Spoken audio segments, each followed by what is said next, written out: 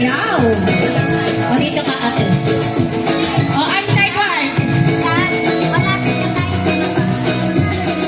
O, dito ka na ate Bing, makikidance ka sa atin. Bago tayo mag-start, papakilala muna kami. Ako si Ate Mai, ang inyong host for today. Kasama ko si Ate Beng. Hi kids! O, ngayon, magdadance muna tayo. Magsising and dance tayo. Ating warm-up dance. Gagayahin niyo lang si Ate Bing, ha?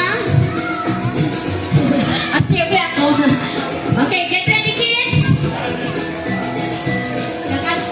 Ang dance natin yung regarding sa ating gagawing arch. Yung traffic light. Okay, kids?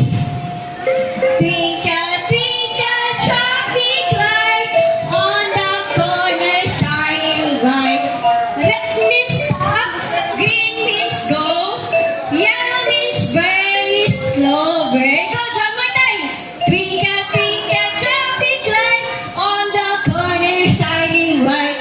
Red means stop, green means go, yellow means very, very slow.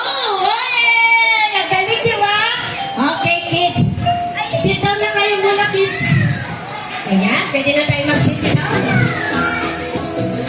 Prepare music, traffic light. Okay, kids. Nakakita na kayo ng traffic light?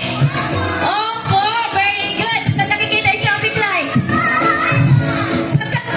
Sa road, no? Siya yung nagtitwinkle-twinkle, no? Okay. Anong meaning ng red? Stop. Okay, good. Anong meaning ng yellow? Slow. Galing naman ang mga kids. Green means? Go. Ayan. Yan ang gagawin nating arch. Very good, kids. Ayan, bibigyan na kayo ni Ate Bing ng inyong materials.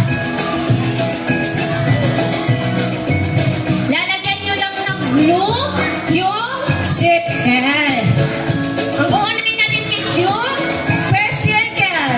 Color red. Ate Bing siya ba? Ayan. Sino? Lahat ba meron na? Ako yung bukat. Meron na lahat na paper? Opo, very good. Unahin natin, kids, ang color red. Bibigyan kayo ni Ate Bing ng color red. First step, color nyo muna na. Lagyan nyo muna ng glue. Damihan nyo yung glue. But, pikita kayo ng paper music.